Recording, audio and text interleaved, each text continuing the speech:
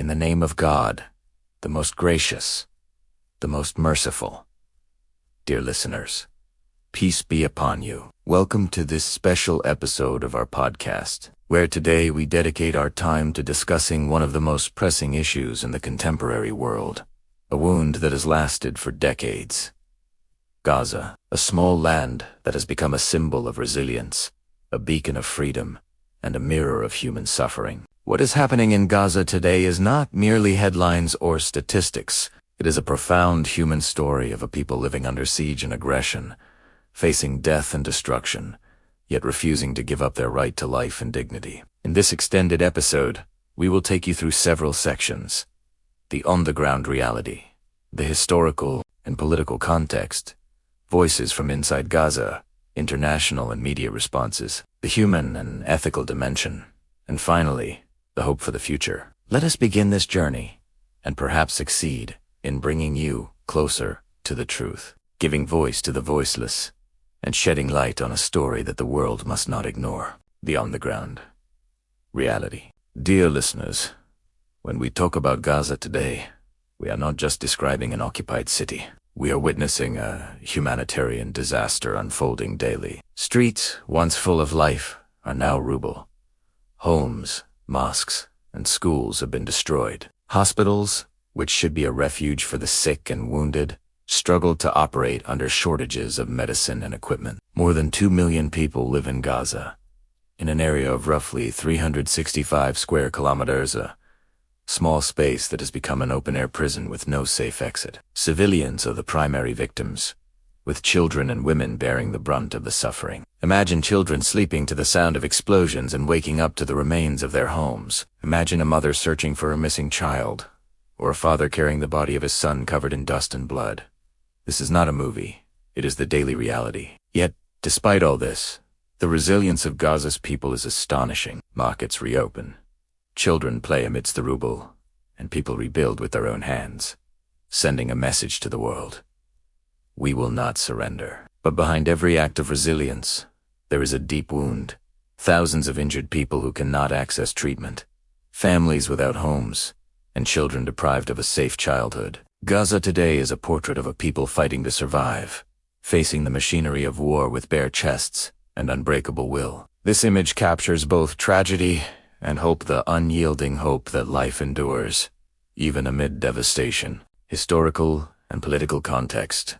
Dear listeners, to understand today's situation in Gaza, we must look back at the historical and political context. More than 70 years ago, the Palestinian Nakba of 1948 forced hundreds of thousands from their homes, creating a refugee population. Gaza became one of the largest centers for displaced people, and today it is one of the most densely populated areas in the world. Since then, Gaza has lived under occupation and siege, alternating between repeated wars and fragile calm. Each round of conflict brings greater human and material losses. In 2005, Israeli forces withdrew from inside Gaza but maintained control over borders, airspace, and maritime access, beginning a new era of tight blockade. The blockade affects every aspect of life: electricity, water, food, medicine, and freedom of movement. Politically, Gaza has become a symbol of resistance to some and a source of concern to others. Though small in size,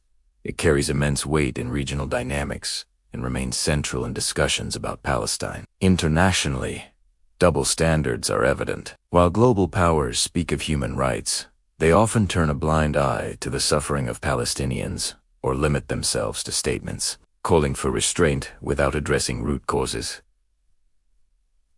Today's reality in Gaza is not a sudden occurrence. It is the accumulation of decades of occupation, siege, and international neglect. Yet, Gaza remains part of Palestine, a symbol of resilience and the struggle for freedom and dignity. Voices from inside. Dear listeners, after reviewing the situation on the ground and the historical political context, it is time to hear voices from inside Gaza, people experiencing the tragedy moment by moment. Take the story of Adam, a 10-year-old boy. I was playing outside with my siblings when a huge explosion happened. When I opened my eyes, our house had collapsed, and my mother was screaming for my little sister. We have an Ome, and we now sleep in a crowded school. but I dream of playing with my friends again, without fear. Oru Mohamed, mother of 5. I want nothing for myself, only to provide food and medicine for my children. My youngest is sick and cannot find treatment here. I feel helpless every day, but I hold on to patience, because surrender means we all die. And Abu Khalid, a man in his 60s, who lost his home for the 3rd time in years. Why rebuild if it might be bombed again? Because this is our home and our land. Even if 1,000 homes are destroyed, we will rebuild 1,000 more. We have no other choice but to stay. These testimonies remind us that behind every statistic is a human being with a name, a story, and dreams. The voices from Gaza are the truest witnesses to both suffering and resilience, and they demand the world's attention. International and media responses. Dear listeners, the world is watching Gaza, and this brings a critical question. How has the international community responded? And how is the situation portrayed in the media? Governments often show double standards. Some issue statements calling for restraint, but take no effective action to end the blockade or aggression. Meanwhile, many global powers justify the actions or turn a blind eye to human rights violations. On the other hand, grassroots movements and citizens around the world have voiced strong solidarity with Gaza, organizing demonstrations to keep the issue alive and to pressure media coverage is another battlefield. Many mainstream outlets present a biased or incomplete view, framing it as a conflict between two equal sides, while the reality is of an unarmed civilian population facing siege and bombardment. Alternative media and social networks, however, have played a vital role in showing the true reality from inside Gaza, breaking through censorship and delivering the voices of ordinary people to the global audience. The international and media response reveals both the injustices and the power of global awareness. When the world knows the truth, it can pressure authorities and open doors for change. Human and ethical dimension. Dear listeners, beyond statistics and politics lies the human and ethical dimension, the core of understanding the Gaza tragedy. Consider the children whose innocence is stolen by war. They sleep to the sound of explosions and wake to ruins, facing danger every day through no fault of their own. Women carry the burden of their families, striving to provide food, medicine, and care.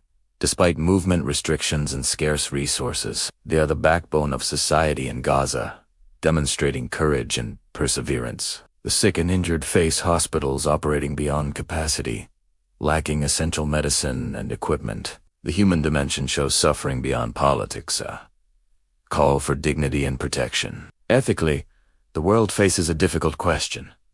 How can humanity ignore this suffering? How can basic human rights be violated while nations speak of values and justice? Gaza exposes global double standards and emphasizes the urgent need for conscience and action. Amid the pain, acts of humanity shine. Volunteers, humanitarian workers, and journalists document the truth, provide aid, and plant seeds of hope. They remind us that our responsibility extends beyond words.